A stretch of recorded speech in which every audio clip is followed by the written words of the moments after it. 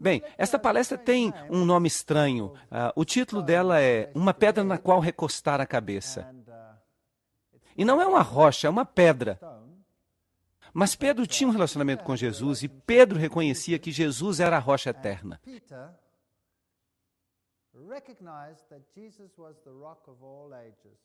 Ele era a verdadeira pedra deste planeta.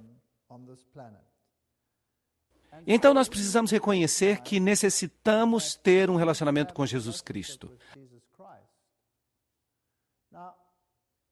Agora, esta palestra começa com uma profecia interessante. E nós já falamos um pouco dessa profecia. Embora, é claro, nós não lidamos ainda com o livro de Daniel. De fato, nós lidamos com o livro de Apocalipse. Mas já que o livro de Apocalipse se baseia no livro de Daniel e tira o seu simbolismo do livro de Daniel, nós vamos ficar pulando de um para o outro. Há esta profecia impressionante no livro de Daniel, da qual nós mal falamos ainda. A profecia dos 2.300 dias. Até 2.300 dias... e o santuário será purificado, Daniel 8,14. Agora, a extensão total desta profecia é incrivelmente importante no mundo. Como vocês sabem, o pedaço das 70 semanas dessa profecia já foi, de fato, amaldiçoado pelas sociedades rabínicas, porque ele aponta para o Messias, para Jesus Cristo como o único Salvador. De fato, a profecia começa desde a publicação do decreto para restaurar e reconstruir Jerusalém, e esse decreto foi promulgado quando Assuero o publicou em 1457 a.C. E este decreto dá os períodos de tempo exatos da restauração de Israel. E dá também o período exato da vinda do Messias, do príncipe. E também a semana em que a sua morte seria realizada como sacrifício. Tudo isso está incluído nesta profecia fantástica. E há um pedaço da profecia que é cortado para os judeus, mas a profecia continua por 2.300 dias, e então o santuário seria purificado. Agora, se você pegar o princípio dia-ano, 2.300 anos, então você chega à data de 1844, e nós não podemos fazer sentido desta data, a menos que nós compreendamos os princípios envolvidos. Mas há toda uma palestra que vai vir, que é chamada de 1844, o massacre final. E nós vamos falar mais sobre isso naquela palestra. Então, a purificação do santuário, o que será que isso significa? E o que será que isso tem que ver com o assunto sobre o qual nós estamos falando hoje? Bem, Daniel 8,17 nos diz um pouquinho sobre isso. E ele se aproximou de onde eu estava, e ele veio, e eu estava com medo, e caí sobre o meu rosto. Mas ele me disse, compreenda, filho do homem, pois a visão se refere ao final dos tempos. Então, esta visão que Daniel teve, ela não tinha que ver com o seu próprio tempo. Esta é a parte da profecia que fala das 2.300 tardes e manhãs. Ela não se refere ao tempo de Daniel. Ela se refere ao tempo do fim. Não acerca do fim do tempo, mas do tempo do fim. Então, quando foi que o tempo do fim começou? E o que essa profecia nos diz? Daniel 8,26 fala, e a visão das tardes e manhãs, isto é, a profecia dos 2.300 dias, que lhe foi dada é verdadeira. Portanto, encerra a visão, pois ela se refere a muitos dias. Assim, esta visão das 2.300 tardes e manhãs é encerrada. É uma visão selada. É uma visão fechada. Uma visão que não vai ser compreendida até o tempo do fim. Pois a visão se refere ao tempo do fim. Assim, o decreto para reconstruir Jerusalém, como eu disse, foi promulgado em 457 a.C. De fato, houve 3 decretos, mas só um decreto tratou da liberdade política total em relação à reconstrução de Jerusalém. Todos os outros decretos se referiram apenas ao templo. Então, este é o único que nós podemos usar. E ele me disse, até 2.300 dias, então o santuário será purificado. Agora, o que será este santuário que vai ser purificado? Daniel 8,14. A profecia dos 2.300 anos tinha um pedaço que era chamado de profecia das 70 semanas. 70 vezes 7 dias, igual a 490 dias, 490 anos. E se nós começamos com 457 a.C., isso termina no ano 34 depois de Cristo. E esse período é dividido em semanas. É uma profecia fantástica. E ela nos diz que na metade desta última semana, ele, o Messias, seria sacrificado e oferecido. Então, o sistema de sacrifícios terminaria, porque o sistema de sacrifícios, é claro, era um tipo do seu próprio sacrifício. Então, quando Jesus morre, esse sacrifício, esse sistema de sacrifícios chega ao fim. Não é mais necessário. Ele serviu de tipo para o que viria. Bem, o ano 34 depois de Cristo, o que aconteceu nesse ano? Em 34 depois de Cristo, Estevão foi apedrejado. E o evangelho passou para os gentios. De fato, Jesus disse aos discípulos: ide primeiramente aos filhos perdidos de Israel.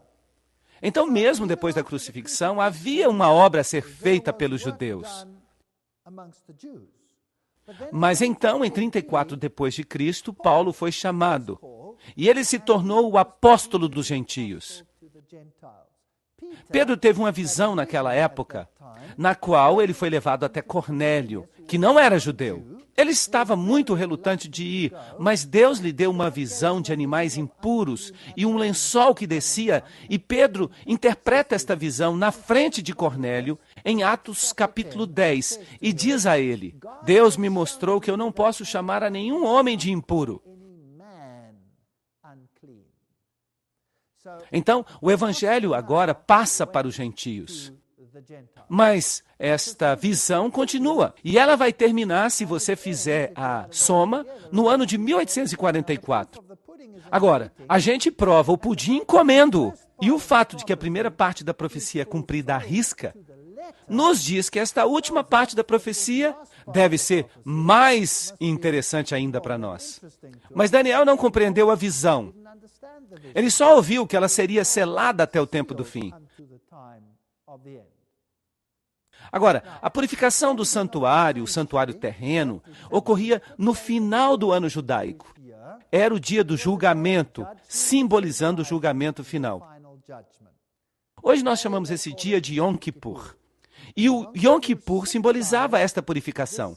Agora, nós vamos lidar com isto em mais detalhes.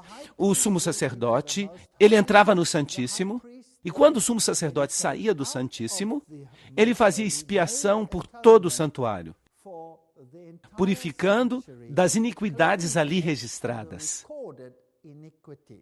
Isso significa que todo o pecado que era registrado era tipicamente removido do santuário. Então, em outras palavras, até o registro do pecado era removido. Isso significa que os redimidos vão comparecer diante de Deus um dia, como se eles jamais tivessem pecado. Não haverá sequer o registro dos seus pecados, pois a redenção em Cristo é completa.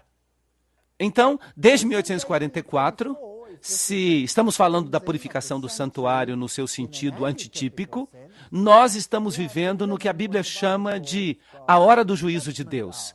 E desde 1844, tem havido alguns eventos fortes neste planeta que realmente precisam ser explicados.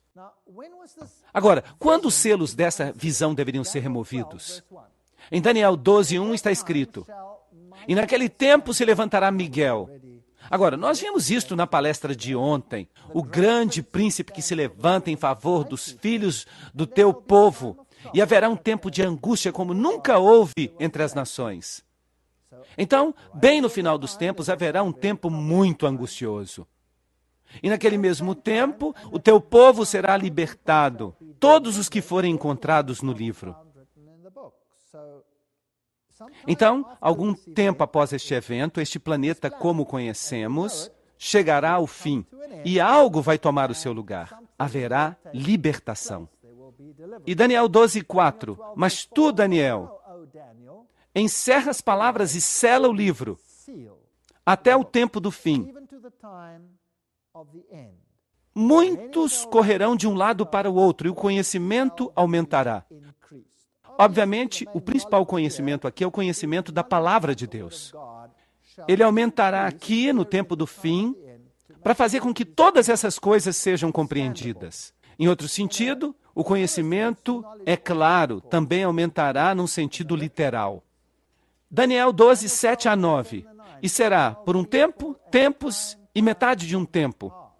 Agora, esta frase você vai reconhecer pelas muitas vezes que nós já nos referimos a ela. E quando se acabar a destruição do poder do povo santo, estas coisas todas se cumprirão. Ok, fascinante. Mas o que isso nos diz? Bem, o livro todo de Daniel, o capítulo lida com a batalha entre o bem e o mal. E esta é uma referência ao sistema do anticristo. Em Daniel capítulo 7, nós temos todos os detalhes disso. Desse poder que se levanta e que durante 1260 anos, ou 1260 dias proféticos, ou 42 meses proféticos, ou 3 anos e meio proféticos, esse sistema destruirá os santos.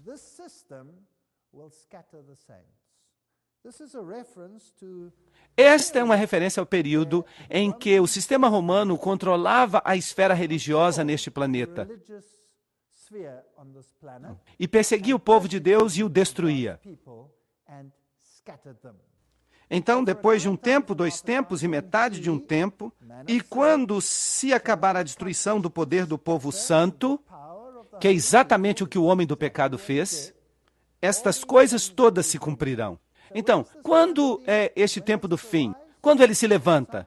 Em algum momento depois de 1798, porque este poder atuou de 538 depois de Cristo a 1798, quando Berthier selou o sistema, acabou com ele e disse: este sistema tem que chegar agora a um fim. O poder papal foi assim restringido. E ele disse: vá no seu caminho, Daniel, pois as palavras estão encerradas e seladas até o tempo do fim. Então, o tempo do fim começa depois de 1798. Agora, quando nós falamos sobre o livro de Apocalipse, nós de fato chegamos até este capítulo fantástico, o capítulo 11, no qual alguma coisa se levanta de um abismo sem fim. Vocês se lembram disso? Uma besta se levanta do abismo sem fim. O mesmo período é mencionado em Apocalipse capítulo 11, como o tempo quando o reino das trevas começará a ser manifesto aqui neste planeta.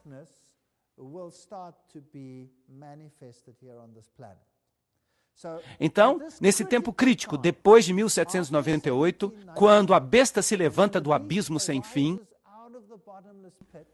a primeira coisa que ela faz é guerra contra as 2 oliveiras. Vocês se lembram disso? A palavra de Deus. E nós temos 2 palestras inteiras sobre como a palavra de Deus foi atacada e como ela tem sido manipulada por este mesmo poder. Agora, vocês acham que Deus deixaria este mundo sozinho e permitiria que este reino das trevas espalhasse os seus inúmeros erros sem alguém que o contivesse? Vocês acham que ele seria capaz de fazer isso? Porque este reino de trevas vai englobar o mundo inteiro. O reino das trevas vai controlar o mundo inteiro, a Bíblia diz. Todo mundo se maravilhará após a besta. Todos se prostrarão diante dela. Em Apocalipse capítulo 17, a mulher montada na besta tem na sua fronte escrito mistério, Babilônia, a grande prostituta, que faz com que todos os povos bebam da ira do vinho da sua fornicação. Então, siga o seu caminho, Daniel, pois as palavras estão encerradas e seladas até o tempo do fim. Obviamente, o tempo do fim começa depois de um tempo, 2 tempos e metade de um tempo. Então, por volta de 1798, alguma coisa deve acontecer para contra-atacar este sistema. Mateus 24, 21 a 22. Pois então virá a grande tribulação, como nunca houve desde o início deste mundo, e nem nunca haverá. E a menos que esses dias sejam abreviados, nenhuma carne se salvaria. Mas por causa dos eleitos, estes dias serão abreviados. Isso de fato é uma referência aqui em Mateus 24 a esse período de 1260 dias, que vai ser um período de tribulação terrível e que será seguido depois por um tempo de grande angústia. Angústia como nunca terá existido sobre este planeta. Mas este período de tempo é muito importante. Este período de 1260 dias é repetido 7 vezes no livro de Apocalipse como o período de um grande pesadelo. Mas Deus abreviou o tempo das trevas. E como ele fez isso? Vocês se lembram que ele fez para abreviar a idade das trevas? Ele trouxe a reforma. Assim, em vez de as trevas terem controle total por 1260 anos, a reforma abreviou esse período e espalhou a sua luz. Mas este sistema estava determinado a vencer a reforma. E nós vimos como ele tentou fazer isso. Se Deus não tivesse feito sua intervenção, se ele não tivesse trazido a reforma, tudo já teria acabado. Ninguém teria sido salvo, porque então toda a luz deste planeta teria sido extinta. Mas por causa dos eleitos, aqueles dias serão abreviados. W.E.H. Lecky, no livro História da Ascensão do Racionalismo na Europa, diz: a Igreja de Roma derramou mais sangue inocente do que qualquer outra instituição que já existiu. É impossível formar um conceito completo das multidões de suas vítimas. Este é um fato muito triste e teria eliminado todos os vestígios da verdade se Deus não tivesse feito algo. Aqui estão os grandes monumentos dedicados aos reformadores. Muitos morreram na fogueira, mas eles estavam determinados a falar a palavra de Deus e a disponibilizar a palavra de Deus para todas as pessoas. Então, Marcos 13, 24 diz que depois daqueles dias, ou naqueles dias após essa tribulação, este período que é mencionado 7 vezes na Bíblia, neste período após essa tribulação, o sol escurecerá e a lua não dará a sua luz. Haverá sinais celestiais, Marcos 13, 24. Mas para quem serão esses sinais celestiais? Para aqueles que não conhecem a Bíblia ou para aqueles que conhecem a Bíblia? Obviamente, para aqueles que conhecem a Bíblia. Mas foram espalhados, foram perseguidos. A Bíblia diz em Daniel, quando ele, o sistema do anticristo, conseguir espalhar o poder do povo santo,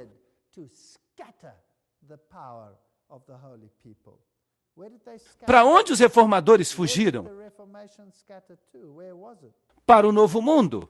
Quase todos fugiram para lá, que se tornou o bastião do mundo protestante, neste continente no qual estou bem agora, aqui na América do Norte. Para cá veio a maioria. Alguns foram para a África do Sul, alguns foram para a Austrália e Nova Zelândia, mas a maioria veio para cá. Então, não seriam eles os mais aptos para interpretar esses sinais de Marcos 13, 24? Apocalipse 6, 12 a 13 diz exatamente a mesma coisa. E contemplei quando ele abriu o 6º selo. Agora, lembrem-se que nós falamos dos selos. E cada um dos selos representa um período na história. E a abertura do 7º selo é a volta de Cristo. Então, no último selo, o 7º selo, está a culminação de todas as coisas, a vinda de Cristo.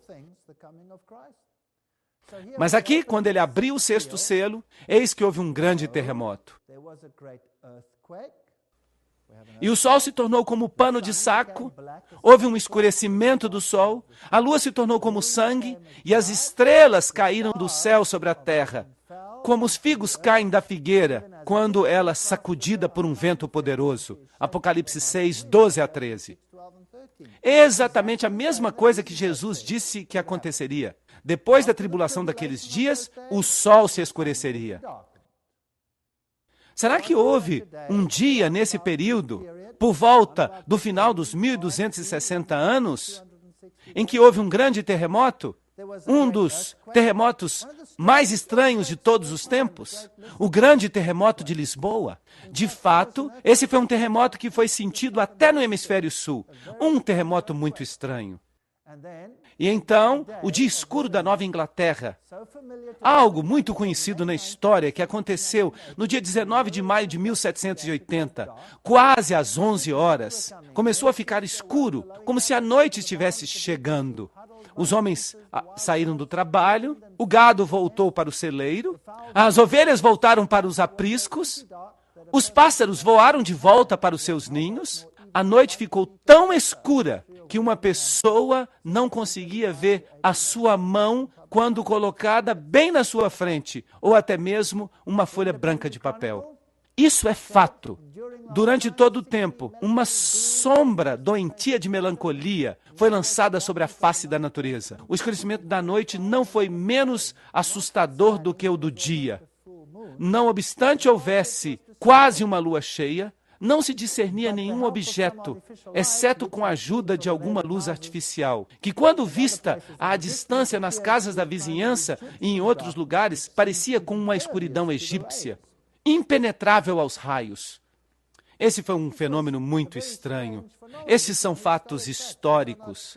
Não são cristãos que estão escrevendo. Isso é o jornal. Eventos grandes e memoráveis. A legislatura de Connecticut estava em sessão naquele momento. Tão grande foi a escuridão que os membros se assustaram e pensaram que o dia do juízo tinha chegado. Então, a reunião foi adiada. E o grande astrônomo Herschel francamente admite: o dia escuro de 19 de maio de 1780 é um daqueles fenômenos admiráveis da natureza, que sempre será lido com interesse, mas que a filosofia ou a ciência não conseguirão explicar. Não havia razão para que um evento assim acontecesse, mas aconteceu.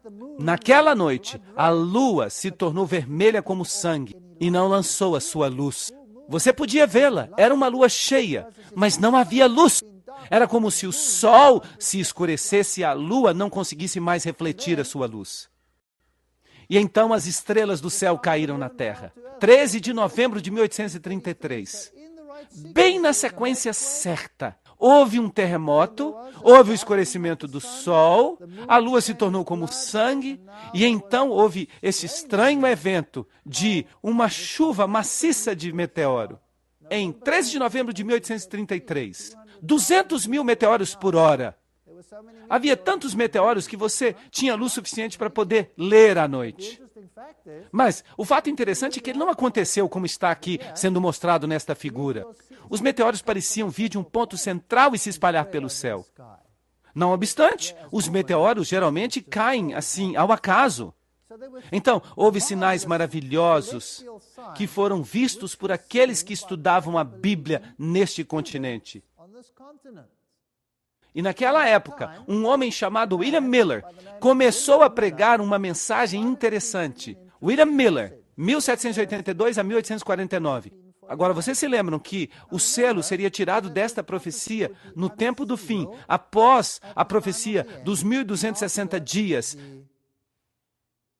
depois do fim dos 3 anos e meio.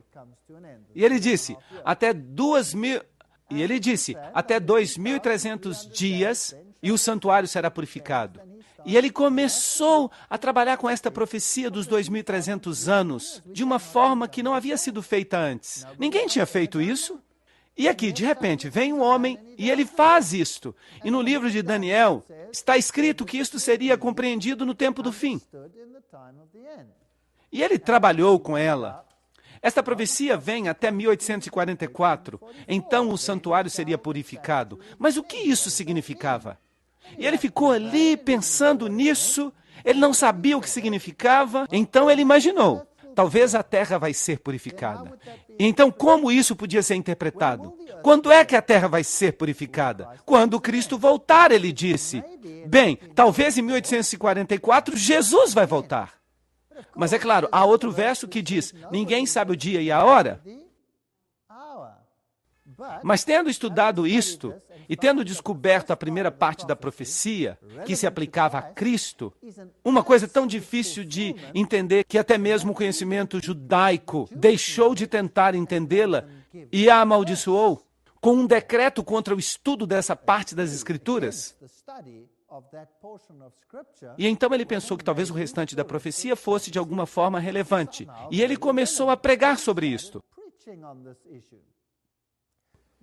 Agora, se ele tivesse compreendido a parte que falava do santuário, então talvez ele tivesse relacionado isso ao santuário terrestre, que serviu durante algum tempo na Bíblia como tipo do santuário celestial. E então talvez ele chegasse à conclusão que em 1844 haveria uma mudança na ênfase para um tempo do juízo. Em outras palavras, o mal tem o tempo para estabelecer o seu reino e agora vem o período do juízo final, quase que como um Yom Kippur antitípico. E então, ao mesmo tempo, haveria uma mensagem contrária a isso. Então, em 1844, surgiu um grupo de pessoas chamados crentes adventistas. Eles acreditavam que Jesus ia voltar em breve. Eles criam que Jesus ia voltar por volta de 1844. E eles ficaram muito tristes quando Jesus não voltou. Agora, quem eram esses crentes adventistas? Eles eram crentes que haviam saído de todas as denominações cristãs que existiam naquela época. De fato, eles incorporavam cerca de 200 pastores de diferentes religiões, com grandes partes da sua membresia. Eles estavam esperando a vinda de Cristo e as pessoas riam deles. Mas eles baseavam a sua decisão num estudo feito por Miller, que parecia ser solidamente bíblico e solidamente profético. Claro que Cristo não veio e houve um grande desapontamento e este movimento como que se dissipou, exceto por alguns que continuaram a estudar a Bíblia. Agora, se Deus tem uma igreja, como é que nós podemos descobrir qual ela é? Eles diziam que naquela época havia mais de 300 denominações diferentes na América do Norte. E dizem que hoje há literalmente milhares. A revista Newsweek de 1994 diz que houve uma explosão de interesse na religião, a busca do sagrado. Mesmo na nossa época tem havido uma grande busca pela verdade. De acordo com a revista Time, na seção religiosa, estão surgindo cada vez mais novos grupos religiosos. Por volta de 1990, havia 1.187 religiões e hoje há mais de 2.000. Como saber qual é a verdadeira? Bem, aqui está um livro chamado Conflito Religioso, que é uma correspondência amistosa entre uma sociedade protestante e uma católica. Trata-se de um livro escrito pelo reverendo John Milner. E ele faz uma pergunta interessante. E qual é a pergunta que ele faz? Ela está aqui no livro. Só há uma pergunta. Qual é a igreja verdadeira?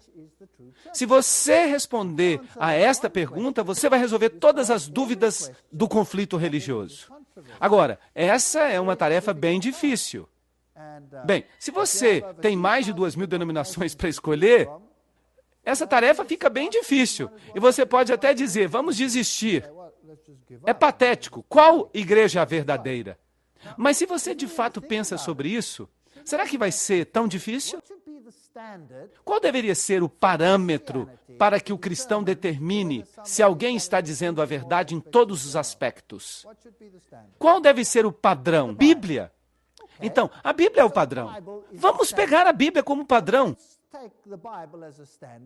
E vamos até a denominação X e vamos fazer umas duas perguntas. O que eles ensinam sobre um assunto? Vamos dizer, batismo. O que vocês ensinam sobre o batismo? Bem, se você vem até eles e eles dizem, nós acreditamos no batismo de crianças. Será que há denominações que creem isso hoje? Sim. E algumas delas vão dizer, nós cremos no batismo por imersão de crianças. E há alguns grupos que fazem isso. Outros vão dizer, nós cremos no batismo por infusão. derramando a água sobre a cabeça. Outros vão dizer, nós cremos no batismo por aspersão. E outros vão dizer, os batistas, por exemplo, nós cremos no batismo por imersão de adultos. Algumas denominações vão dizer, imersão uma só vez. Outras denominações vão dizer, imersão 3 vezes. No nome do Pai, do Filho e do Espírito Santo. E outras variações que existem aí nas diferentes igrejas. Por exemplo, em uma irmandade calvinista de igrejas, você tem o batismo de crianças, você tem o batismo de adultos, na mesma irmandade. Isso é muito estranho. Então, quem é que está certo? Será que eles estão certos? Ou, será que sequer isso faz diferença? O que vocês dizem? Bem, não deveria ser uma questão simples ir à Bíblia e dizer como é que se faz batismo na Bíblia? E então seguir a Bíblia literalmente? Sim ou não? Bem, vamos pegar a Santa Ceia. Como é que se faz a comunhão? O que deve ser feito na comunhão? O que essa denominação faz? O que aquela faz? Etc. E então a gente dá uma olhada na Bíblia e não deveria ser difícil determinar quem está fazendo o que a Bíblia diz. E a doutrina, vamos dizer, do anticristo? Bem, os velhos reformadores concordavam todos quanto a isso. Eles apontavam para Roma. Todos eles. Lutero falou isso, Calvino falou isso, Knox falou isso, Zwinglio falou isso, Hus falou isso. Todos eles disseram isso. Mas hoje as pessoas não falam. Hoje ensinam doutrinas diferentes. Um diz que crê no futurismo, que o anticristo só vai aparecer no futuro distante, quando a igreja já tiver sido arrebatada. Será que há denominações assim hoje? Claro que há. A maioria delas diz isso. Outras dizem, não. O anticristo era do passado. Ele existiu no tempo da Grécia. Ele era um grande rei cujo nome era Antíoco Epifânio IV. Agora, Daniel diz que ele sairia de onde? O 4º reino. Ele não podia ter saído do 3º reino, então. Então há confusão. E fica ainda mais confuso. Às vezes a denominação ensina as duas coisas. A mesma denominação ensina as duas coisas. Isso é muito confuso.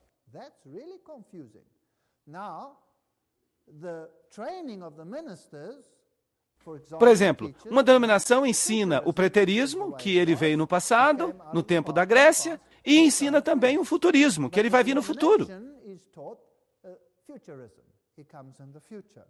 E por que isso acontece? Porque a maioria das opiniões influenciadas por outros movimentos está agora indo na direção do futurismo. Porque uma coisa que vai acontecer é mais interessante do que uma coisa que já aconteceu. Assim, eles ensinam as duas coisas. Como é que eles podem ensinar as duas coisas? Que ele veio no passado, mas que ele está voltando no futuro? Será que isso faz algum sentido? Mas nós temos todas essas doutrinas. Não deveria ser uma questão simples, apenas ir à Bíblia e perguntar o que a Bíblia diz e então ser fiel à Bíblia. E, eventualmente, alguém vai ter que fazer isso. Vai ter que voltar a harmonizar essas doutrinas com a Bíblia. Sim ou não? Então, qual é a igreja verdadeira? Bem, na minha opinião, é aquela que fica 100% com a Bíblia. De fato, o livro de Apocalipse revela as características desse remanescente. E vocês se lembram que ontem nós falamos sobre essa mulher de branco. E eu comparo a filha de Sião a uma mulher linda e delicada, Jeremias 6:2. Dizei a Sião, tu és o meu povo, Isaías 51:16. Então, a igreja de Deus se relaciona a esta mulher delicada. E tenho ciúmes de ti com grandes ciúmes, pois eu te esposei como único marido, para que eu pudesse te apresentar como virgem casta a Cristo. 2 Coríntios 11:2. Trata-se da mulher, a igreja. Lembram em Apocalipse 12:6? A mulher fugiu para o deserto, onde ela tinha um lugar preparado por Deus, para que ele pudesse alimentá-la durante 1260 dias. Este é o período de 1260 anos, durante o qual Roma estava perseguindo, destruindo o povo de Deus, e a maioria deles veio a este continente e encontrou refúgio em lugares secos, onde não havia muitas nações e povos e línguas para persegui-los. E depois desse período, o que aconteceu? Nós falamos sobre isso na noite passada. Apocalipse 12, 13. E quando o dragão viu que foi lançado na terra, ele perseguiu a mulher. E à mulher foram dadas 2 asas, e voou para o deserto. E foi alimentada por 1 tempo, 2 tempos e metade de 1 tempo, diante da face da serpente. E então, que data nós temos aqui? 1798, depois de 1 tempo, 2 tempos e metade de 1 tempo, e então a serpente lançou água da sua boca. O que é isso? Nações de novo, nações, como um dilúvio após a mulher, para que pudesse fazer com que ela fosse carregada pelo dilúvio. E a terra ajudou a mulher, e a terra abriu a sua boca e engoliu as torrentes que o dragão havia lançado de sua boca. E o dragão se irou contra a mulher, e foi pelejar contra o remanescente da sua semente. Aqui nós temos o primeiro atributo, que guarda os mandamentos de Deus, e o segundo atributo, que tem o testemunho de Jesus Cristo. Então, depois dos 1260 dias, o dragão faz guerra com o remanescente, que guarda os mandamentos e tem o testemunho. O que é esse remanescente? Obviamente, um remanescente é alguma coisa que resta, que parece com o original. Então, se o original era um grupo que acreditava na Bíblia, que acreditava na salvação em Cristo e em Cristo apenas, então o remanescente deve ter a mesma crença. Exceto que ele também tem essa característica importante, que é que ele guarda os mandamentos, que alguns dos anteriores também fizeram. Os valdenses guardaram os mandamentos e foram perseguidos, por exemplo, com respeito à questão do sábado. Assim, a Igreja de Deus se levantaria em algum tempo depois de 1798 numa terra de liberdade política e religiosa. Apocalipse 14, 12. Aqui estão aqueles que guardam os mandamentos de Deus e a fé de Jesus. Notem que não diz a fé em Jesus, mas diz a fé de Jesus, que é muito mais do que a fé em Jesus. Significa ter a mesma confiança e dependência em Jesus que Jesus tinha no Pai. É isso que significa. Significa um relacionamento muito forte com Jesus Cristo. Bem-aventurados são aqueles que guardam os mandamentos, para que possam ter o direito à árvore da vida e possam entrar pelos portões na cidade. Apocalipse 22, 14. Isso implica que os mandamentos vão se tornar um teste nos últimos dias. E isso vai estabelecer uma distinção entre aqueles que seguem a Deus e os que não seguem. Não significa que você vai ser salvo porque guarda os mandamentos. Significa simplesmente que eles estabelecerão uma distinção. Então, bem-aventurados aqueles que guardam os seus mandamentos. Não aqueles que falam dos seus mandamentos, mas que os guardam. Eles poderão entrar. Eles terão direito a entrar. Se me amais, guardareis os meus mandamentos. João 14, 15. Você sabe, João capítulo 14 é um capítulo fantástico. Começa com, não se turbe o vosso coração.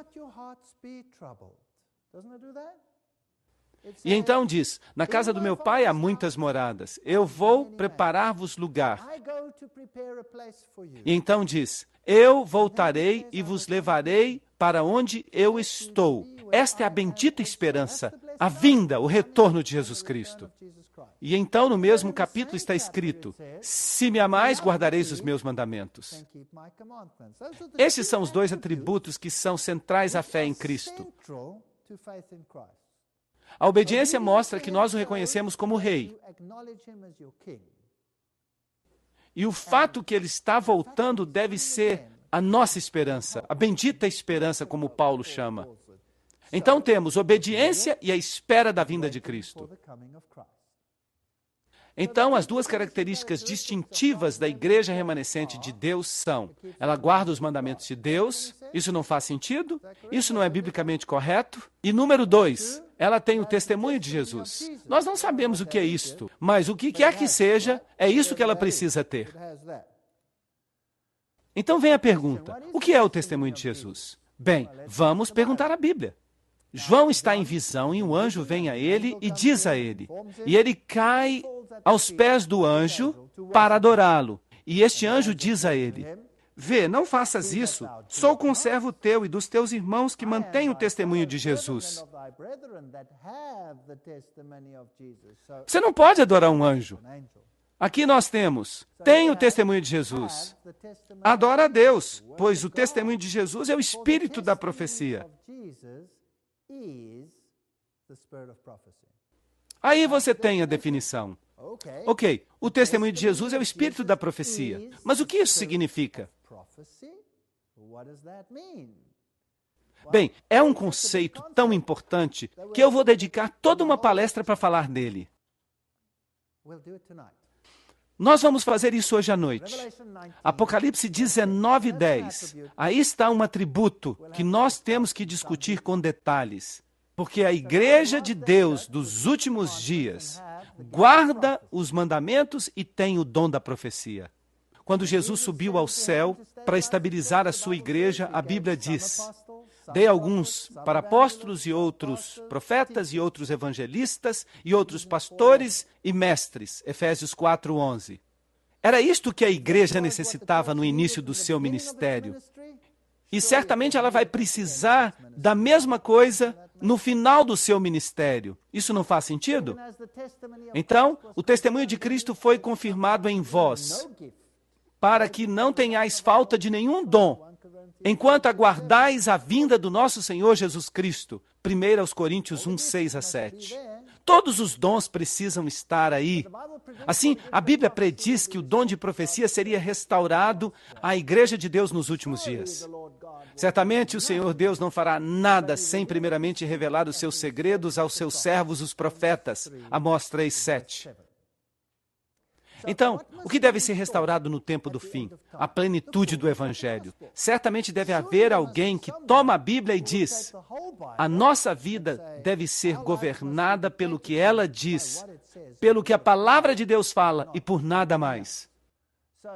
Assim, se Wycliffe descobriu a autoridade da Bíblia e Hus descobriu a obediência a Deus e Lutero descobriu a salvação pela graça e Calvino descobriu a liberdade da consciência e Williams descobriu o batismo por imersão, e todas essas coisas são bíblicas, e Wesley descobriu a soberania de Cristo, então Miller descobriu de novo a esperança da segunda vinda, que é a esperança da igreja. E Miller também descobriu a profecia como um importante guia. Será que a profecia pode me salvar? Sim ou não? Não! Eu posso saber tudo sobre a profecia, e isso pode não representar nada para a minha salvação. Mas o que é que a profecia pode fazer? Ela pode me mostrar onde eu estou na corrente do tempo. E a profecia pode me mostrar que eu posso confiar na Bíblia. Se você pegar as profecias da Bíblia, uau! A profecia de Tiro, por exemplo. Cumprida à letra, cumprida à risca. Inclusive destruí-lo da face da terra, jogando toda a cidade no mar, incluindo sua redução ao pó, porque essa é uma profecia dura de cumprir. Não se equivoquem. Se alguém disser a vocês hoje, Vancouver será arrancada da terra, lançada no mar, e até a sua poeira será lançada no oceano, você diria, esse homem está ligeiramente maluco, certo? Ele ficou doido. E todas as profecias serão cumpridas à risca. E então deve haver uma restauração final sob a orientação do espírito de profecia. Uma orientação que incluiria toda a verdade. Isso não é lógico? Essa é uma coisa lógica. Mas e se esta organização, ou se esta verdade, entrar em contato com todas as outras que não conseguiram superar o seu fundador? Então, infelizmente, haverá um conflito entre elas, entre todas elas. Agora, o Apocalipse capítulo 10 é um capítulo maravilhoso que culmina aqui, na sexta trombeta, no momento em que este poder se encontra com o poder que sai do abismo sem fim. Assim, do abismo sem fim vem um poder que vai dominar toda a terra. E, ao mesmo tempo, surge um outro poder que vai contra-atacar esse poder. Vejamos, Apocalipse capítulo 10. E eu vi outro anjo poderoso, saindo do céu, vestido numa nuvem, e um arco-íris estava sobre sua cabeça, e o seu rosto parecia com o sol. Ezequiel teve uma visão semelhante. Daniel teve uma visão semelhante. Esta é uma profecia que lida com algo muito importante, porque o próprio Cristo vai nos dizer sobre o que ela fala. Então vamos estudar Apocalipse capítulo 10 e vamos ver onde ele vai nos levar.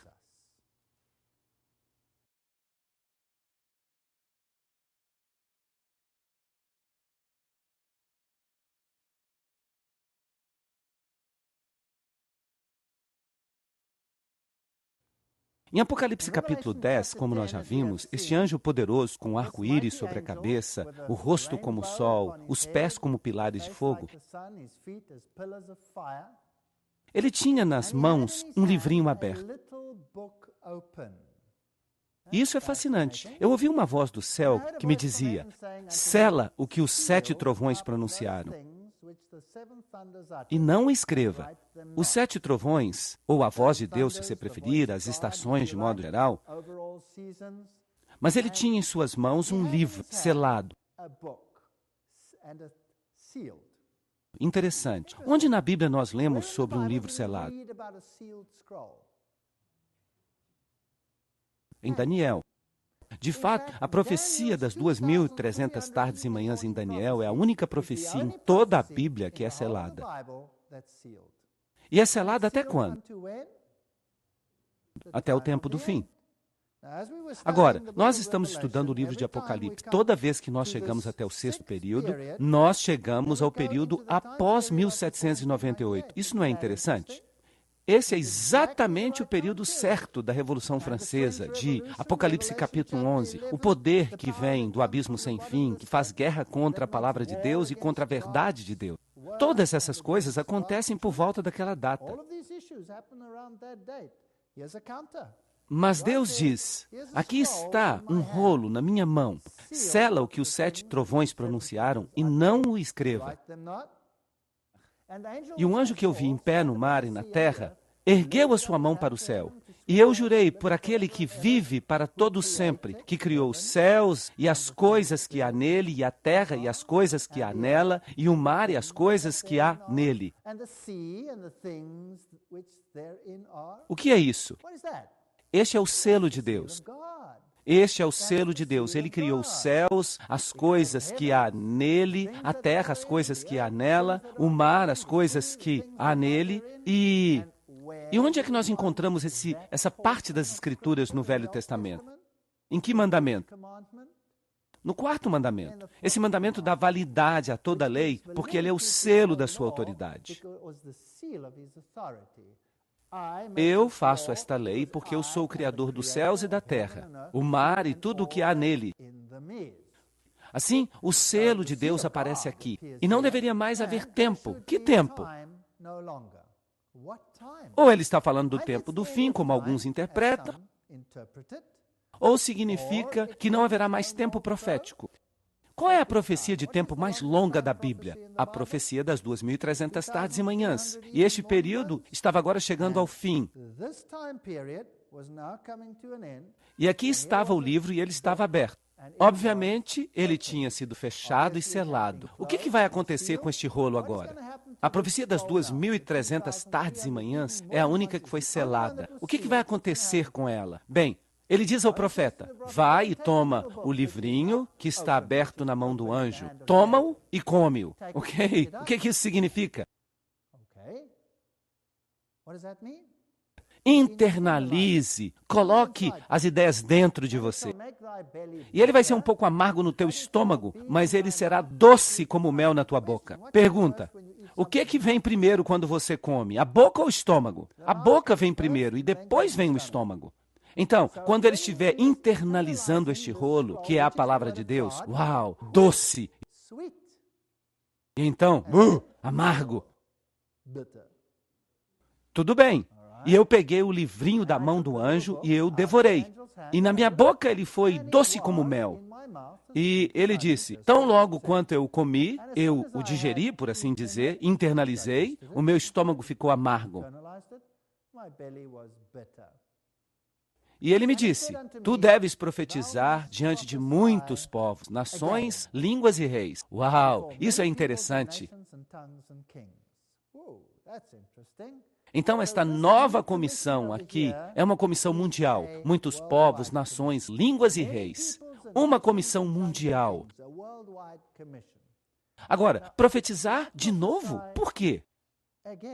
Será possível que, uma vez que você comeu este livro, uma vez que você internalizou a profecia, você pode então pensar, uau, esta notícia é uma doce notícia.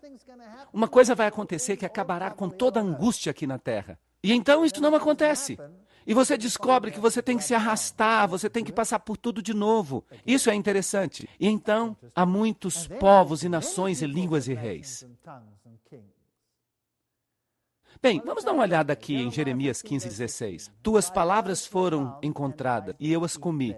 E a tua palavra foi uma alegria e um gozo para o meu coração.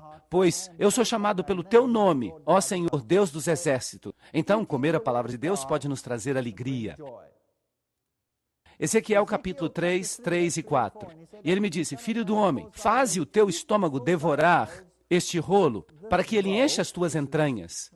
Bem, eu não estou falando aqui de um biscoitinho. Este é um rolo, um livro que eu te dei. Então eu comi e ele foi na minha boca tão doce quanto o mel. E ele me disse, filho do homem, vai até a casa de Israel e fala as minhas palavras àquela casa.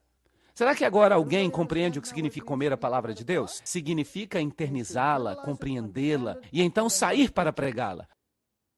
Agora, Ezequiel recebeu a comissão de ir e pregar a Israel apenas. Esta comissão anterior era para pregar a quem?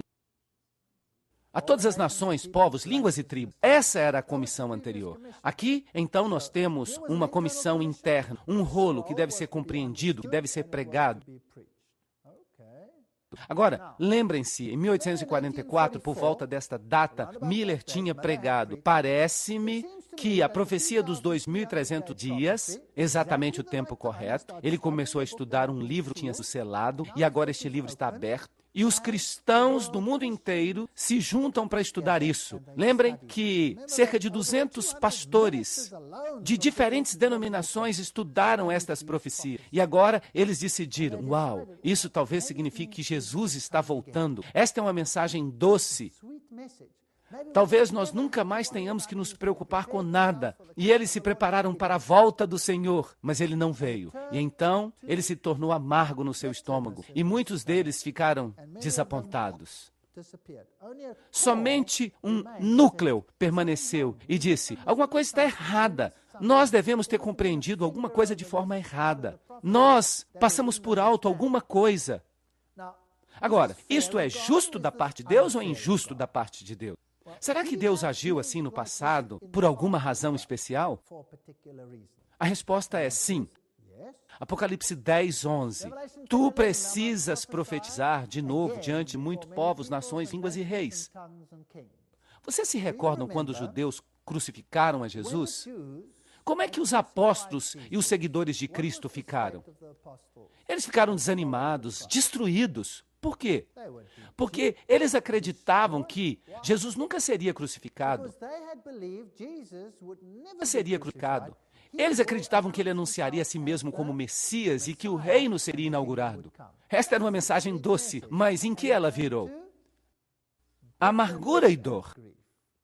E aqui nós temos dois homens a caminho de Emaús, arrastando os pés. Eles estavam tão desanimados, eles se sentiam tão miseráveis. Por quê? Porque a sua doce expectativa tinha virado amargura.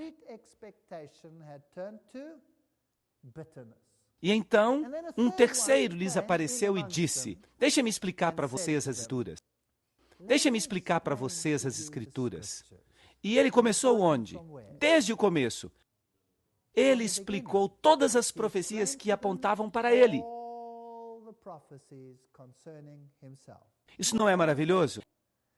E o que aconteceu depois que, de repente, eles tiveram um clique? O que aconteceu? Uau! Ali estava ele. Ele veio para o seu lar. Ele partiu o pão e eles o reconheceram. E eles saíram correndo como se fossem um raio. E eles correram de volta para Jerusalém. Eles despacharam a letargia.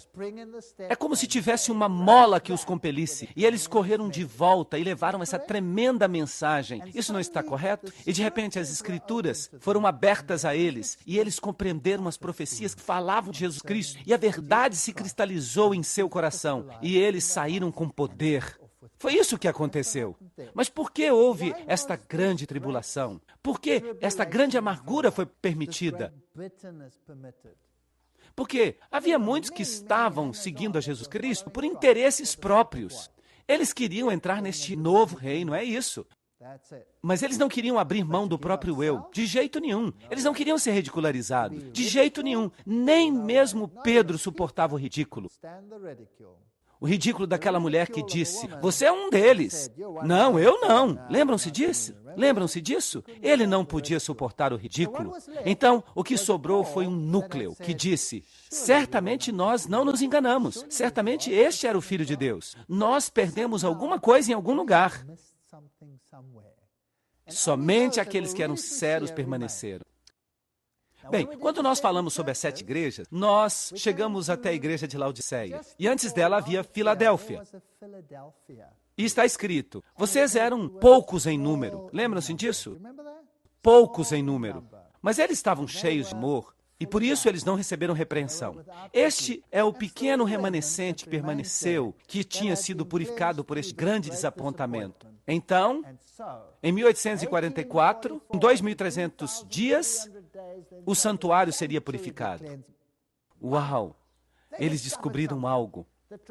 Descobriram a tremenda mensagem do santuário, que é a maior mensagem de todos os tempos, o Evangelho no Velho Testamento, explicando o ministério de Cristo de A a Z. Ele é a porta, ele é o sacrifício, ele é aquele que te lava a pia, ele é aquele que ilumina o mundo, o menorá. Ele é o pão da presença, ele é o incenso, ele é o sumo sacerdote. Sim, ele é o sumo sacerdote. Nós temos um sumo sacerdote. Todas estas coisas maravilhosas, de repente, foram compreendidas. Agora, se aquele santuário terreno era purificado, então o santuário celestial também deve ser. Isso significa que em 1844 não significava que Cristo estava voltando. Significava que nós estamos vivendo no tempo do juízo. As pessoas precisam tomar uma decisão. Uma mensagem de juízo e arrependimento deve ser pregada ao mundo, a toda a nação, tribo e língua. Vejam que o santuário é uma mini representação do plano da salvação. Uma linda mensagem.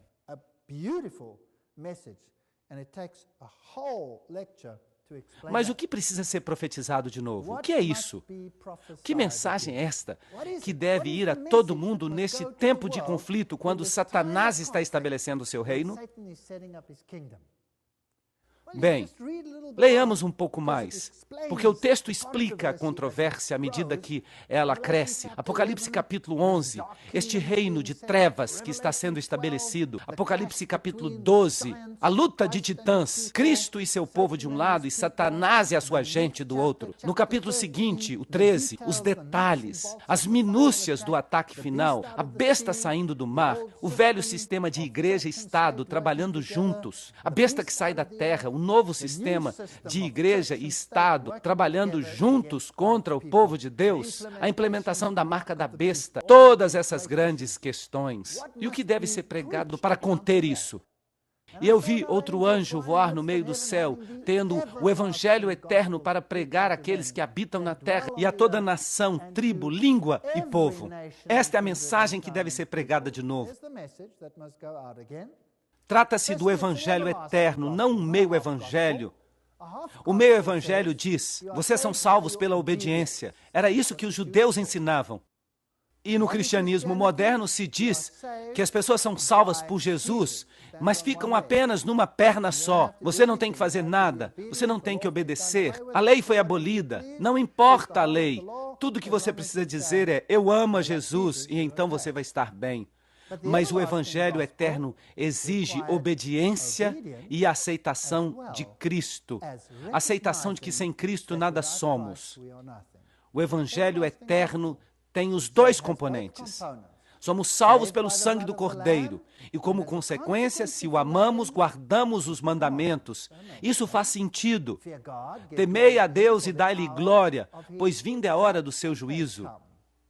Aí está, o Yom Kippur. Adorai aquele que fez os céus, a terra, o mar e as fontes das águas. Então, enquanto uma mensagem é pregada ao mundo, adorai o Deus da evolução, adorai aquele que saiu da cova grudenta.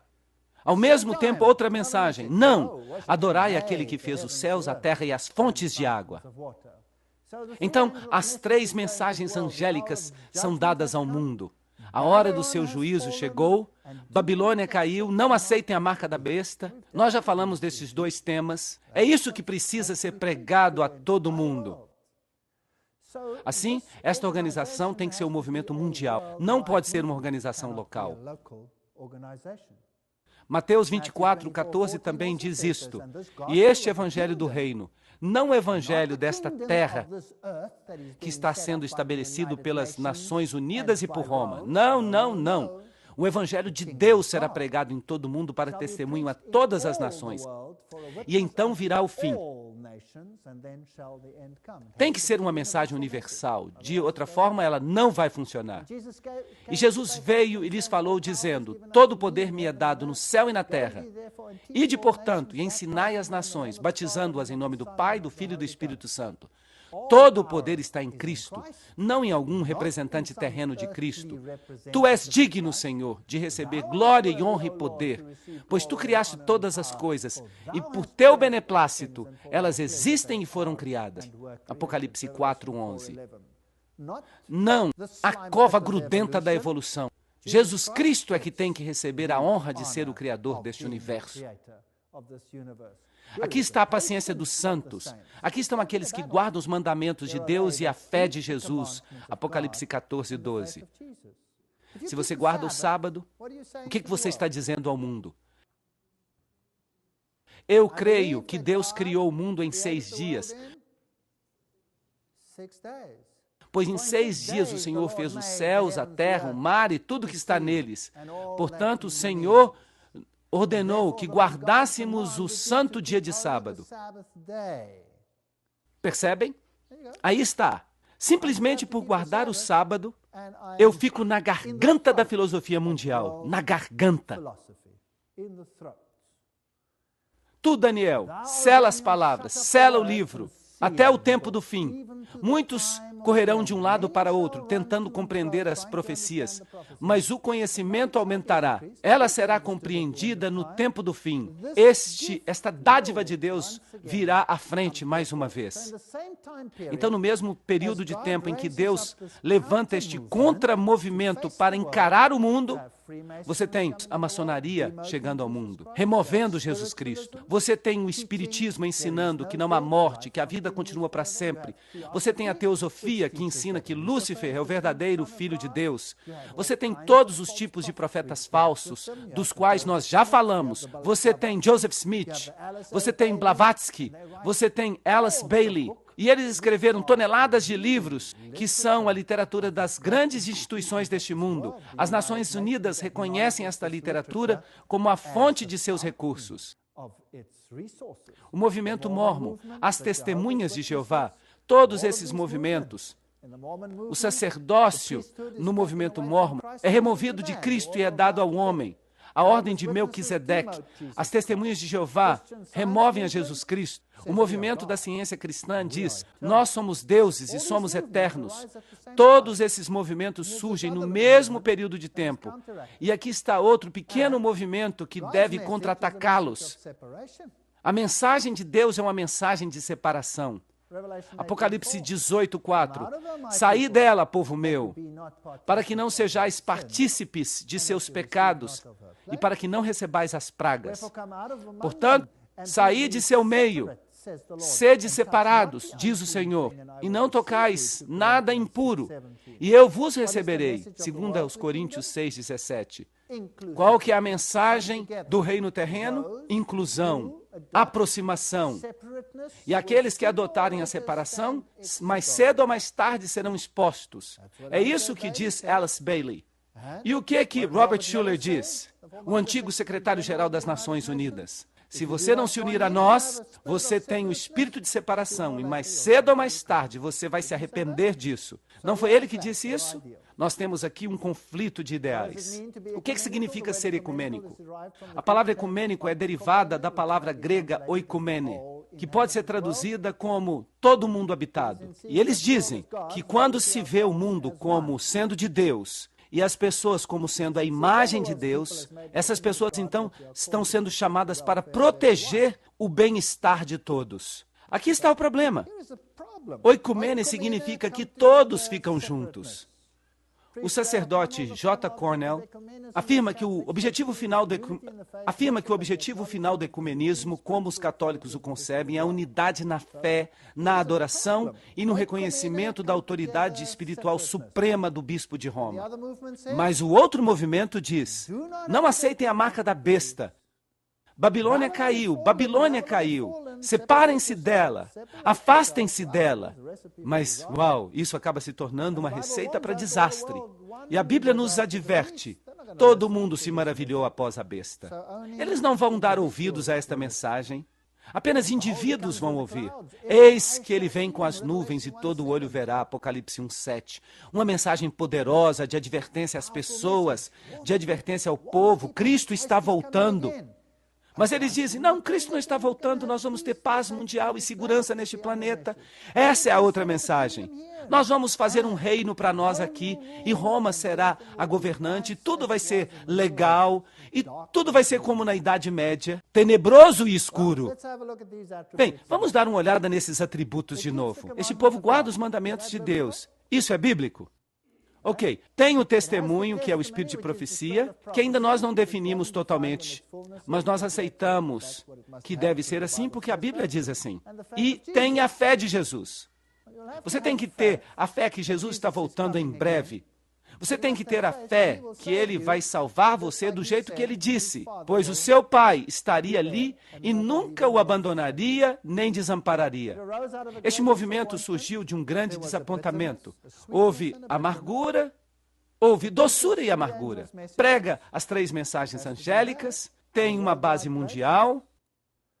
É, portanto, um movimento mundial. Olhem todos estes pontos e me digam se vocês conhecem uma denominação que faz isso. Existe uma denominação que faz isso? Alguém pode dizer? Os batistas fazem isso? Os metodistas fazem? Os congregacionalistas fazem? Os carismáticos fazem? Quem faz isso? Será que há alguém aí fora que faz isso? Bem, há uma denominação. Há somente uma denominação e ela é um movimento mundial. De fato, só existem 2 denominações mundiais que se chamam cristãs. Vocês podem imaginar quais são? Nós vamos falar sobre isso. Aqui está, na Alemanha, um jovem com rádio, satélite. O maior evangelismo via satélite do mundo hoje é realizado pela igreja na qual você está se sentando aqui. O maior evangelismo via satélite do mundo. Aqui está na Alemanha. Instituições, hospitais. Isto aqui também é na Alemanha.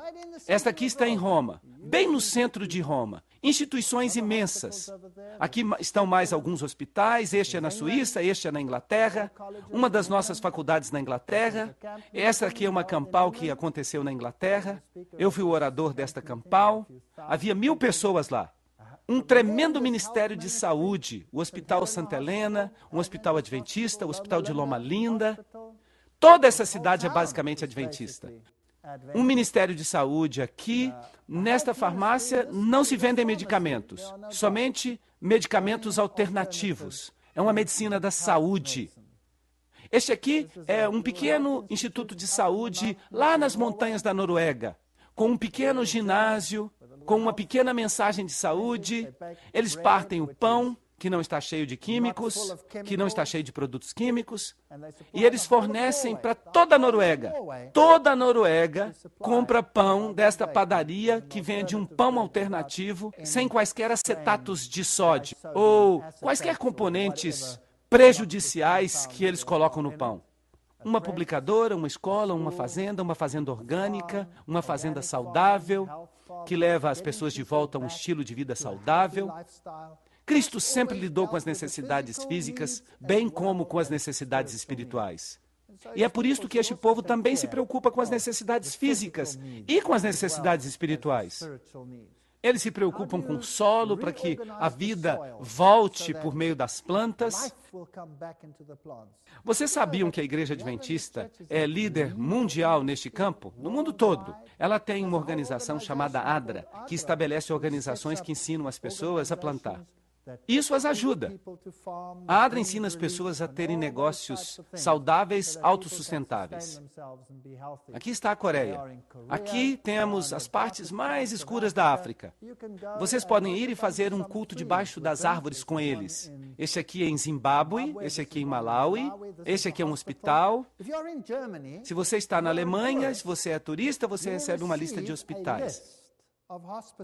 Se você vai para a África, por exemplo, você terá uma lista ali de hospitais adventistas. Todo turista na Alemanha pode receber uma lista dessa de sua agência de turismo.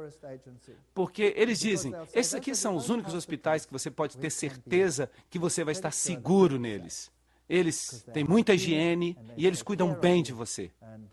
E eu lhes digo que os hospitais na África, eu tenho um filho que é médico, e alguns desses hospitais da África são absolutamente horrendos. Vocês não acreditariam na petição de miséria em que estes hospitais ficam. Mas quando você vai aos hospitais adventistas, eles são limpinhos, eles são higiênicos. Aqui está outro dos hospitais, ali está uma escola de teologia, aqui está uma família muito boa. Eu amo esta família, eles são tão lindos. Vejam quão ricos eles são. Vocês podem ver suas roupas modernas e quão legais eles são? Estas pessoas são de fato muito pobres. E ali está uma pequena casa na qual eles vivem. Ali está o homem e sua esposa. Ele pertence à tribo Nu. Ele e sua esposa. Que homem dedicado. Ele sai, ele não tem nenhum dinheiro, ele viaja por todo o mundo e ele prega a mensagem com tanto poder. Eles me hospedaram uma vez. Eu dormi no chão, porque eles não tinham camas. Então, nós dormimos no chão. Mas que povo maravilhoso. De fato, são irmãos e irmãs. Eu tenho muito orgulho deles. Aqui estava eu na África pregando nesta igreja. Eu lhes digo que é uma coisa muito diferente pregar na África. É uma coisa maravilhosa. Não, este culto não começou às 9 horas. Havia uma palestra às 9 horas. Então, por volta das 11 horas, nós chegamos à igreja. Foi um pesadelo para mim.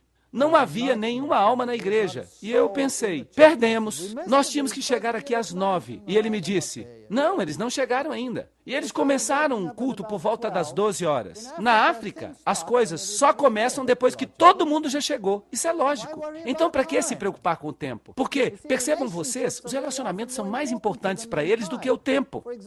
Por exemplo, enquanto eu estava viajando com este camarada, ele de repente viu uma velha senhora na estrada carregando uma sacola. Então ele parou o carro, e vocês deviam ter visto o carro. O fato de esse carro andar já era um milagre. Mas não se importem. Ele para o carro, ele sai do carro, ele conversa com a velha, ele pega a sacola e ele caminha com ela por quase 1 quilômetro. Ele a leva até o andar de cima, coloca a sacola no lugar certo e volta quase 1 hora depois. A essa altura eu já estou suando. Nós já estamos 1 hora atrasados para a igreja, mas ele não diz nenhuma palavra. Vocês sabem, ele pertence à tribo Nu. E nós continuamos dirigindo e de repente ele vê outra pessoa. Ele para o carro e eu digo, o que esse homem está fazendo? Ele é maluco? Ele sai do carro, conversa com este homem por cerca de meia hora, entra no carro e quando nós chegamos à igreja 2 horas depois, nenhuma alma estava lá. E é claro, eu entrei em pânico. É que eles nem tinham chegado lá ainda. E ele diz, você pensa que nós africanos somos estranhos, não pensa? E ele diz, sabe o quê? Eu posso lhe explicar o que acontece, porque eu também penso como você. Porque eu fui abandonado quando era uma criancinha e eu fui criado por missionários brancos. Então eu tenho um jeito de pensar ocidental em termos de tempo. Eu tive que reaprender isso com o meu povo. Você vê, você percebeu que eu vi aquela velhinha lá atrás. Ela estava em pé. Teria sido rude da minha parte passar por ela uma vez que ela me viu. E eu voltei para ela, eu conversei com ela e teria sido rude da minha parte se eu dissesse para ela: você está carregando essa grande sacola aí? Deixe-me ajudar você, rapidamente. Vum! Tchau!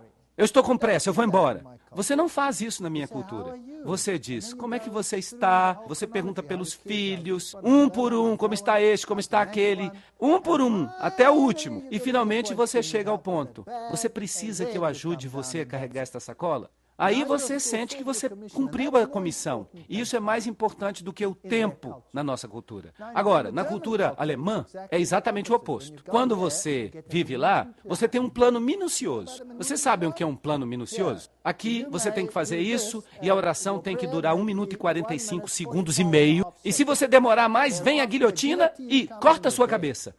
Bem, isso funciona lá naquela cultura. Mas qual é a cultura de Deus? Esta aqui ou aquela outra? Eu lhe digo que ambas são. Ambas culturas pertencem a Deus. E nós temos que entender as culturas diferentes. Mas aqui estavam eles, e eles encheram aquele lugar. E, eventualmente, não havia lugar nem para ficar em pé. E eles ficaram em volta da igreja. E havia gente do lado de fora da igreja. E eu não perdi nada. E eles ficaram até que a última palestra acabou. Quem é que se importa o horário de acabar? Isso é muito interessante. E aqui está a paciência dos santos, aqueles que guardam os mandamentos de Deus e têm a fé de Jesus. Para mim, esta é a única denominação que faz todas estas coisas. Mas é claro, muita gente torce a cara para a nossa denominação e diz: isso não é uma seita? Por que é uma seita? Porque ela ensina que... Porque ela corrige os falsos ensinamentos de todas as outras denominações e inclui todos os ensinamentos que os nossos antepassados descobriram, mas se recusa a se comprometer com muitas outras questões que nós percebemos como sendo um comprometimento. Você não pode comprometer a palavra de Deus. Você acha que esta é uma igreja perfeita? Não, não é uma igreja perfeita. Ela é Laodiceia, lembram-se? E como é que a Bíblia descreve Laodiceia? O profeta disse: eles eram cegos, miseráveis, pobres e nus. Então, se você está procurando a igreja perfeita, não venha a esta igreja. De fato, ela é cega, miserável, pobre e nua. É isso mesmo que ela é. Eu não me tornei membro desta igreja por causa das pessoas. De fato, se fosse por causa das pessoas, eu ainda não seria membro. Então, por que eu me tornei membro? Por causa da verdade que ela ensina. Toda a doutrina que ela tem é bíblica. Há pessoas na igreja que brigam sobre doutrinas? Sim. Mas elas estão aí, estabelecidas. Elas são bíblicas. E, desde que elas sejam doutrinas bíblicas, tudo bem para mim. E eu tenho outras ovelhas que não são do meu aprisco. Eu também devo trazê-las. E elas ouvirão a minha voz. E todas serão um único aprisco e um único pastor. João 10:16. Não 20 apriscos, não 100 apriscos, não 1000 apriscos, não 2000. Um aprisco, um pastor, Jesus Cristo. O mundo está se unindo sob um pastor, o Papa de Roma. Eu não tenho problema se eles querem fazer isso. Mas a minha Bíblia diz que só há um Senhor, um Rei, e esse é Jesus Cristo. E eu o seguirei onde quer que ele vá. E a Bíblia também diz que Laodiceia é a última igreja desta terra que representa Deus. Então, ocorrerá a vinda de Cristo. Estas são questões sérias. Esta igreja vive de acordo com os critérios bíblicos. Ela surgiu no momento certo. Ela prega exatamente a mensagem que deveria ser pregada ao mundo inteiro. Sim. Mas lembrem-se uma coisa. O dragão se irou contra a mulher e foi pelejar contra o restante da sua semente, aqueles que guardam os mandamentos de Deus e têm o testemunho de Jesus.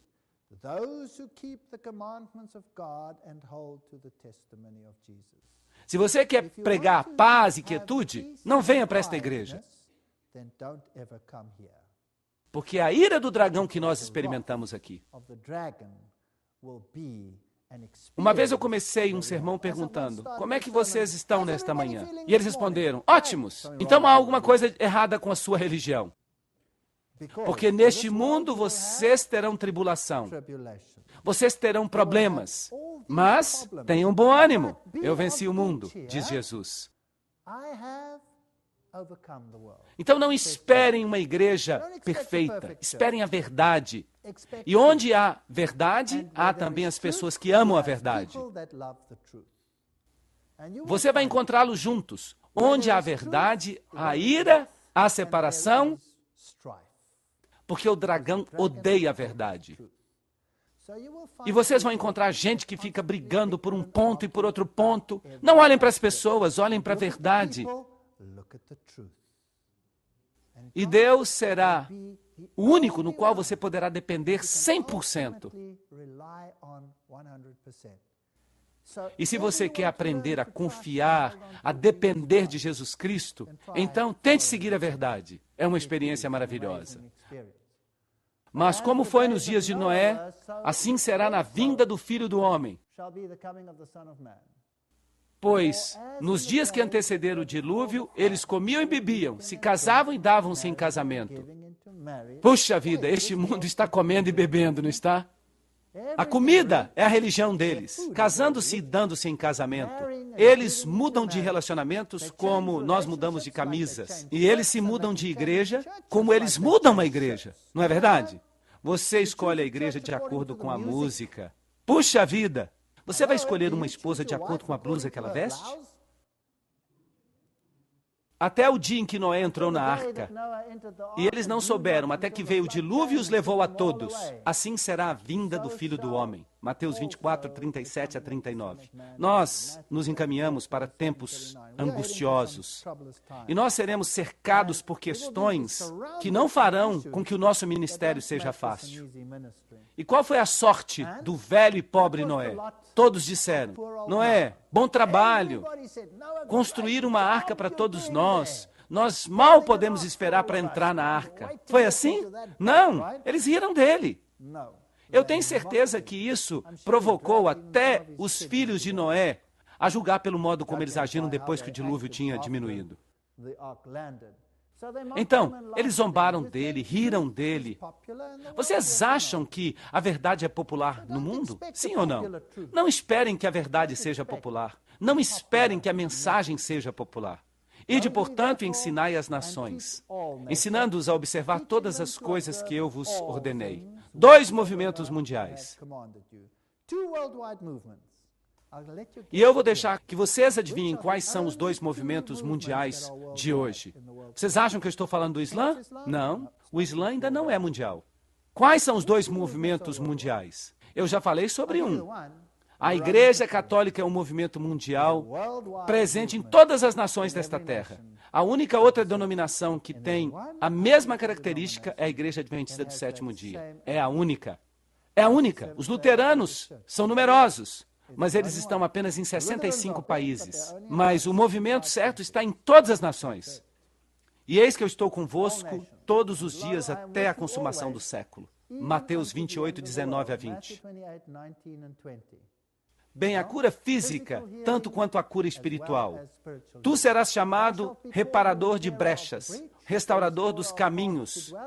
Se desviares o teu pé de profanar o sábado, de fazer o que te é agradável no meu santo dia, e chamares o sábado de deleitoso, santo dia do Senhor, digno de honra, Isaías 58, 12 a 13. O restaurador da brecha. Fizeram uma brecha na lei. Essa brecha precisava ser restaurada. O sábado precisava ser restaurado.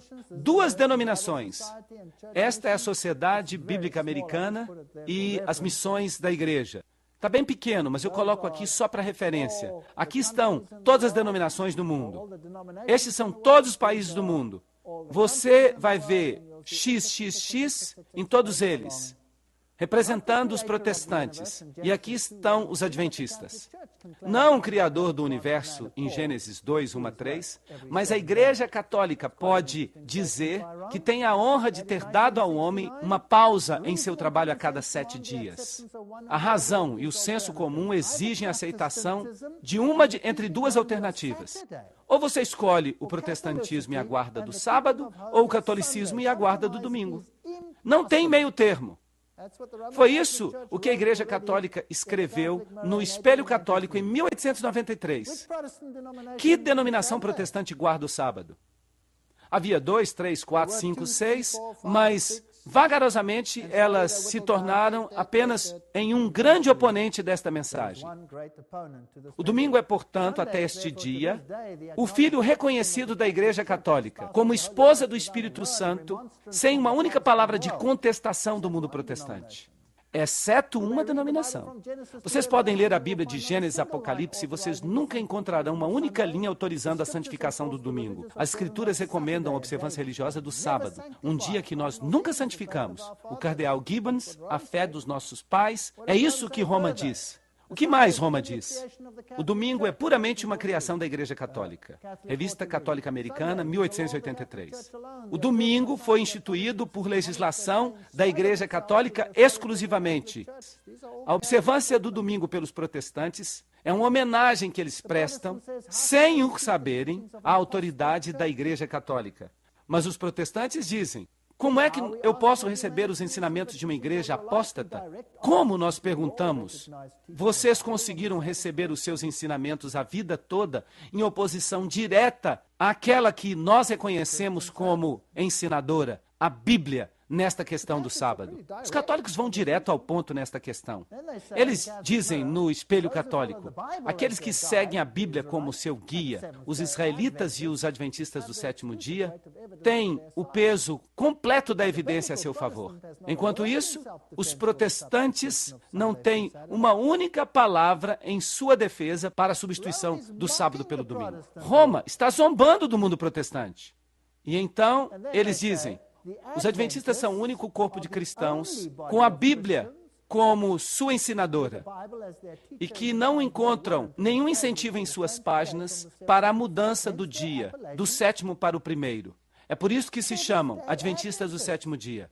Roma sabe por que nós somos chamados adventistas do sétimo dia. Será que o mundo também não deveria saber? A Igreja Católica mudou a observância do sábado para o domingo, por direito da autoridade divina e infalível dada a ela pelo seu fundador Jesus Cristo. Os protestantes, que alegam que a Bíblia deve ser sua única norma de fé, não têm o direito de observar o domingo. Nesta questão, os adventistas do sétimo dia são a única denominação protestante consistente. No Boletim Universal Católico, 1942, a Igreja Católica diz que nós somos os únicos protestantes consistentes que ainda restam neste mundo. E quem eles identificam como sendo estes? Os adventistas do sétimo dia. Agora, imaginem isso. A repreensão cai sobre quem? Roma é repreendida porque eles mudaram a lei de Deus. E os protestantes são repreendidos porque eles seguiram Roma. E os dois grupos vão ficar zangados com quem? Os dois grupos vão ficar zangados com a Igreja Adventista do sétimo dia. Por quê? Porque a Igreja Adventista do sétimo dia, como o próprio nome indica, é uma repreensão para eles. Eles acham o seu nome irritante, sétimo dia. Nós guardamos a lei de Deus, nós tentamos, nós tropeçamos, caímos, levantamos pela graça de Deus, mas nós dizemos: esta é a verdade. E nós tentamos viver a verdade pela graça de Deus. Nós estamos dizendo que somos perfeitos? Número 2. Nós, adventistas, aguardamos a bendita esperança. Não estamos interessados em um reino mundano. E é por isso que todos nos odeiam. E eles nos chamam de seita. Bem, eles também chamaram a igreja de Paulo de seita. O que é uma seita? Eu pergunto, o que é uma seita? Uma seita é alguém que tem um ensinamento fora da Bíblia. É um ensinamento fora da Bíblia no mundo. A Igreja Católica Romana é a maior seita deste planeta todo. Mas a Igreja Adventista do sétimo dia, conforme as suas doutrinas fundamentais anunciam, nós, adventistas, não temos outro credo a não ser a Bíblia, nenhum outro credo. Aqui está o sentinela da Igreja Católica de Santa Catarina, 1995. E o que o cardeal escreve? As pessoas que acham que as Escrituras deveriam ser a única autoridade, deveriam, logicamente, se tornar adventistas do sétimo dia e guardar o sábado. A Igreja Católica sabe o que a nossa igreja é, mas eles dizem: nós não vamos obedecê-la, e é melhor que vocês obedeçam a nós. O Papa lançou uma cruzada em defesa do domingo. Ele queria garantir que ninguém trabalhasse no domingo e que o domingo fosse celebrado como o dia do Senhor. E a Igreja Adventista do Sétimo Dia disse: lamentamos, mas nós não podemos participar. A Bíblia diz outra coisa e vocês sabem. Então, não é de se admirar que em 1999, numa reunião entre denominações, em que todas as religiões compareceram, eles condenaram os cristãos fundamentalistas que abusam do discurso e cujos esforços para converter outros incitam ao ódio e à violência. Este não é um esforço para converter ninguém. Isso é estabelecer a verdade no mundo. O que você faz com isso é problema seu. Você tem a liberdade de escolha. Este é o maior dom que Deus lhe deu. Esta é a verdade. Eu já falei para vocês para se converterem em alguma coisa aqui? Não. Eu simplesmente digo a vocês o que a Bíblia fala. Isso é o que eles dizem e isso é o que a Bíblia diz. A escolha é de vocês, isso é tudo. E todos que estavam presentes concordaram em 2 pontos. Que o Papa João Paulo II deveria ser considerado, por consenso, como o guia espiritual principal do nosso planeta e seu supervisor. E, em segundo lugar, que os fundamentalistas religiosos que se recusam a participar do movimento ecumênico global deveriam ser silenciados. Eles deveriam ser denunciados como extremistas perigosos, cheios de ódio. Eu não posso impedi-los de fazer isso. Eu não posso impedi-los de fazer isso, mas Jesus disse: ide a todo mundo e pregai a verdade, não meia verdade, não uma mentira. A parede de separação entre a igreja e o Estado, que foi erigida pelos humanistas seculares, Deus o proíba, e outros inimigos, Deus o proíba ainda mais, da liberdade religiosa, tem que ruir. Aqueles que se opõem a nossas opiniões são os novos fascistas. Keith Tournier, na revista Time, de 1995. Então, a gente vê que a igreja está disposta a perseguir. Mas em vão eles me adoram, ensinando doutrinas e mandamentos de homens. Mateus 15, 9. Se me amais, guardareis os meus mandamentos. João 14, 15. Esta é a mensagem, simplesmente isso. O suprassumo da mensagem. Você tem que escolher Jesus Cristo ou escolher o mundo. A escolha é sua. E o Espírito e a noiva dizem, vem. E que aquele que escuta diga, vem. E aquele que tem sede, venha. E quem quer que seja, que ele beba livremente da água da vida. Apocalipse 22, 17. Esta é a sua escolha. Liberdade de escolha. Que ponto maravilhoso. Escolher o mundo ou escolher a Jesus Cristo? Escolher a obediência ao mundo ou escolher a obediência a Jesus Cristo? Essa é a sua escolha. Jesus vai voltar em breve. E eu acredito que ele vai levar os seus filhos para o céu. E a Bíblia diz: guardai os mandamentos de Deus para que tenhais o direito a entrar. Não porque os mandamentos salvam você, mas porque eles dizem onde é que você coloca a sua lealdade.